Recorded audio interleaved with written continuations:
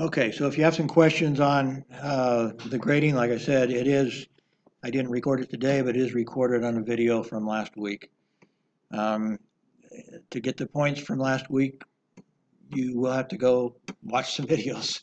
Um, but even that, like I say, there is a video recording of the class, period. And we watched some videos in class, and then other videos in the list um, are um, embedded into the program. So here's Moodle. Let me show you what I mean. So here is an abridged version of 7 Habits of Highly Effective People, which is the thing that we'll pay the most attention to, but even that is not all, it's not even half the class. But we will pay a lot of attention to Stephen Covey's 7 Habits of Highly Effective People. There's an abridged version here.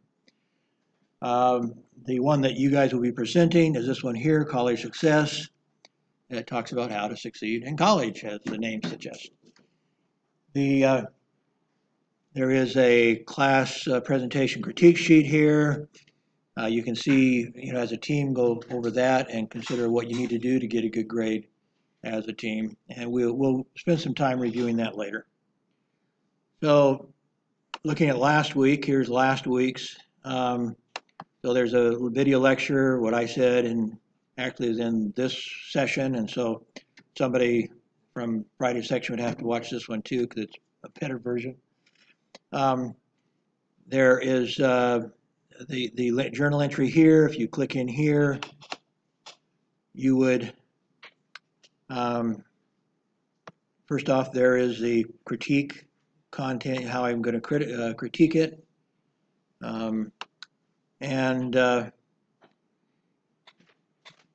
Anyway, this is showing it for me. So only 4 students have actually submitted anything yet. They have until, I think, the 10th of May. So you all have until the 10th of May to do that. So you have some time to get caught up with that. The actual materials to base it on, besides my lecture, are mostly just right here under week 1 learning material. And here you have, we watched, I think, I don't remember, maybe 5 of the videos in class. And then the other ones, people were to watch out of class. So this one here, Emily Stefan Smith, we watched in class. Those next 3 we did not watch in class, so people had to watch those out of class. We did watch Jack Ma in class. We did not watch Simon Sinek. We did watch this one by Denzel Washington in class, but so people had about an hour's worth out of class to watch before they did their outside assignments. So you can expect about 2 hours, 2 hours in class when I'm on time, and 2 hours out of class to watch additional videos, ponder it, and write your journal. But again, when you watch the videos, if you take notes on what what the video is about, the important things that it has to talk about, well then when you go to write in your journal entry of 200 words and you've listened to class and taken notes in class, 200 words will be really, really easy. You can first off just start with your summary, and so you spend a few minutes writing the summary of the things you thought were most important in class, and then you spend a few minutes telling me what it was that you think you can apply, you could have applied before, you can apply now, or you think you can apply in the future. And so self-reflect. So so those 2 aspects are the most important. Okay, so that's the content from last week. And as I said, I mean, even without watching the videos, you could probably, the quiz is all objective, multiple choice, true and false. Some quizzes I might have some matching. but you could probably get half of the 1 point without watching any of them. But maybe not. This week's you couldn't. I don't remember now in last week's. This week's would be a little bit harder to do that without watching. But you will get some of the point, and if you watch anything at all, you should get quite a bit of it. Okay, so I'm going to go back to this week's content. So already this week I have your journal entry, down here. Your new learning material, your journal entry, and a quiz of 8 questions. So let's go to the learning material and maybe watch a video or two in the time we have. I will not to think about what to do about today since we haven't, well,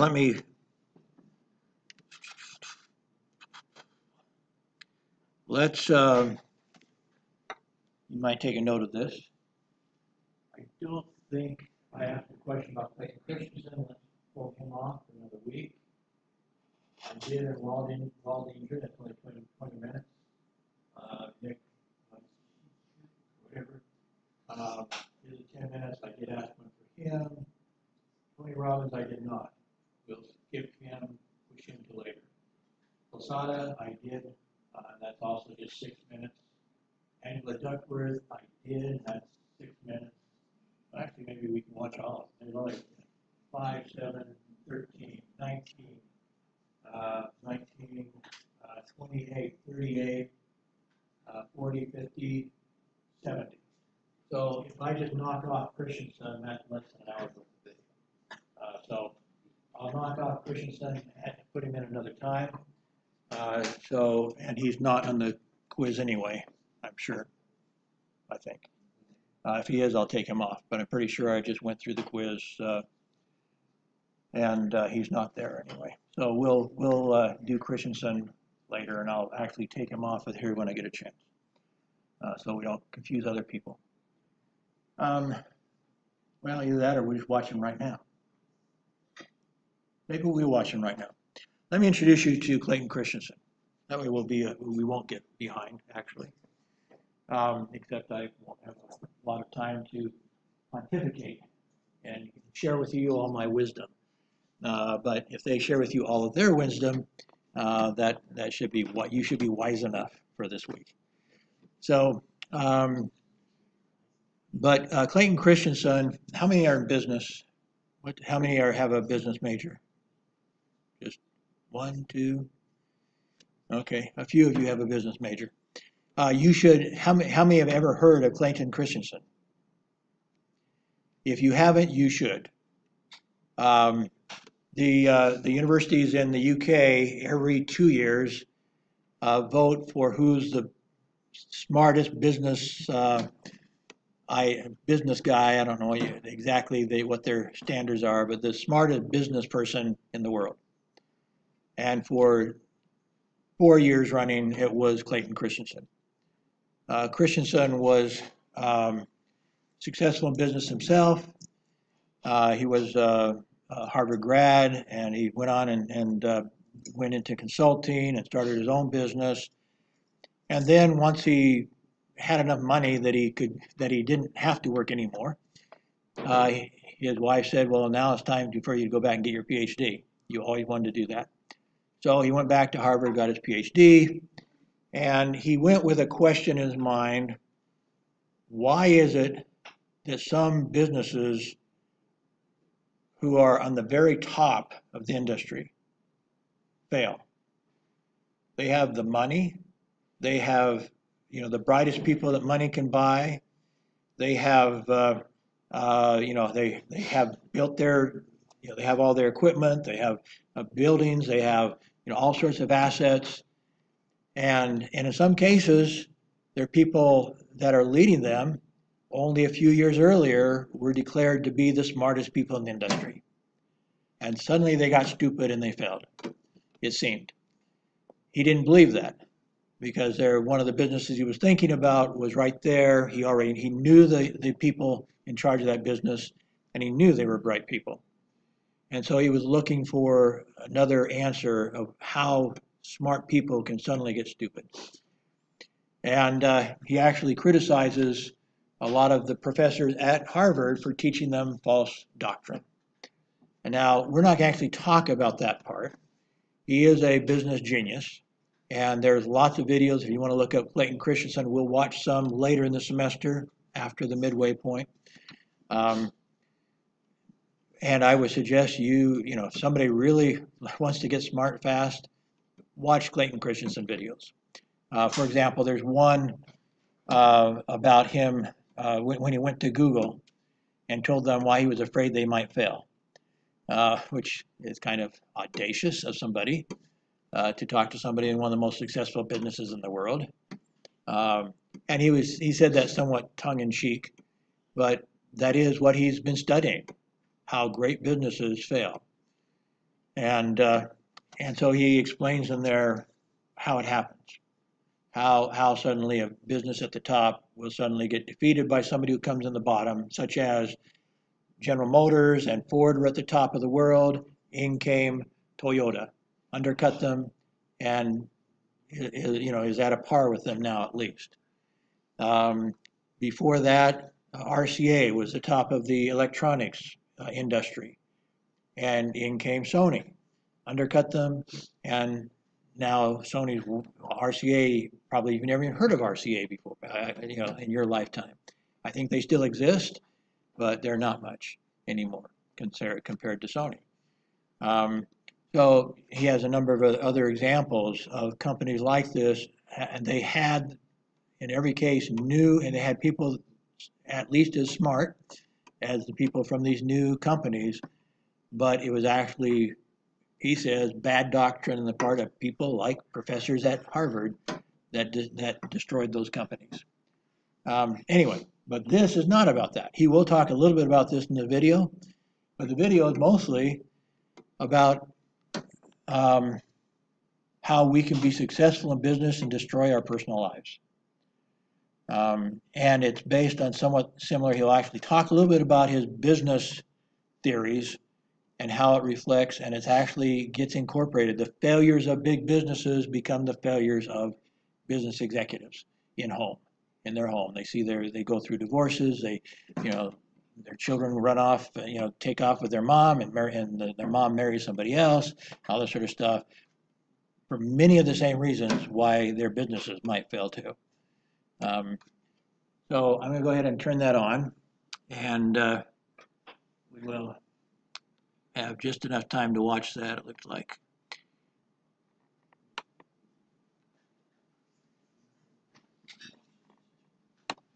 But it does cover the question that I've asked for this week, is what is success?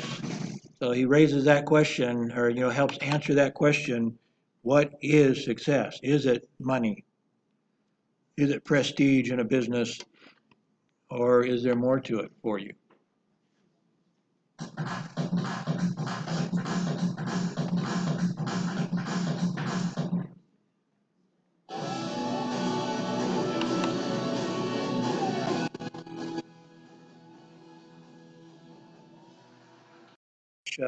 Whether you believe in God or whatever, and that, but what he's trying to say, and maybe it's a complicated way of doing it, is that in the same way that companies destroy themselves by not considering what really matters in their company.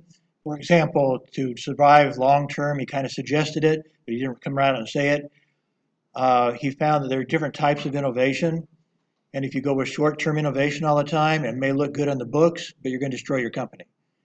You need to invest in long-term, what he calls disruptive innovation, that will keep you on the top all the time. But if you don't continue to make those longer-term investments, disruptive innovation, things that really change the world and really keep your company at the cutting edge, takes maybe 5 to 10 years to start paying off. And so people who are using the ratio he was talking about, the IRR ratio, fool themselves by thinking that it's the same thing to make short-term investments that will not keep you at the top in the long term. In the same way, he's suggesting that in our families, if we divert our, if we try to measure our lives by how successful we are in making all these short-term investments into the company that we're working for, then we are going to destroy our families because the family is a long-term investment, and we don't see a lot of short-term benefits sometimes, especially if we're, moms maybe do if they're not working, if they're staying at home, they may see that all the time, but people who have a job and are measuring themselves by their achievements at the job start losing sight of that long-term investment of raising children and maintaining a good relationship with their wives, their husbands, their spouses. And consequently, all of his colleagues from Harvard were destroying their lives, their personal lives. At the same time, they were succeeding in their business life. Very similar problem of not understanding how to invest your time, and your resources, whether it's in a business or your family. You can destroy both of them if you don't invest wisely. So anyway, sorry we're a little bit late. I do remember, I think there is one question from this video. I'd forgotten about that, but I think it's pretty obvious from what we just said and what you saw. So anyway, so the quiz will cover everything. The other ones are less than an hour, 50 minutes, everything. All the other videos add up to 50 minutes. So if you watch those and take some notes, you should be able to do a good job with your 200-word journal entry and with the quiz. It should be pretty easy. Any questions? If anybody has any questions, you can stay. Other people can go. I'll be happy to stay and answer questions for people who need some answers. Let me put it that way. Okay. Again, sorry today was crazy. I've got some research I was working on, and some people had said they were going to help me, and they didn't help me. And in all the chaos, other things were going wrong too, and my mind got off track, and I didn't even have time to. In fact, I haven't had lunch yet. I didn't have time to look at what time this class started. It's early in the semester, and I did think, however, that we were going to have a fire alarm today, but apparently we didn't have a fire alarm. Okay. Well, thank you. I'll stay to answer questions.